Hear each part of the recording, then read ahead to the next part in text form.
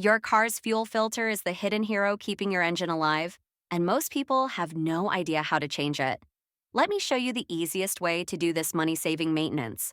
First, you'll need to relieve the pressure in your fuel system. Find your fuel pump fuse, remove it, and let your car run for a minute until it dies. This safely releases the pressure so you can work on the filter. The filter is usually under your car or in the engine bay. Once you've located it, disconnect the battery for safety. If it's underneath, jack up your car and use jack stands. Never work under a car supported only by a jack. Place a container under the filter to catch any fuel. You'll see two plastic clips holding the fuel lines to the filter. Pop these out carefully with a flathead screwdriver. The lines will slide right off, but be ready for some fuel spillage.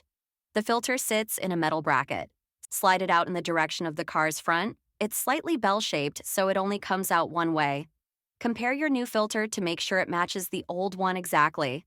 Installation is basically the reverse. Slide the new filter in, attach the fuel lines, and secure with new clips. These clips are crucial. If they break, don't drive until you replace them. Once everything's connected, lower the car, reconnect the battery, and you're done. You've just saved yourself a bunch of money and kept your fuel system running clean.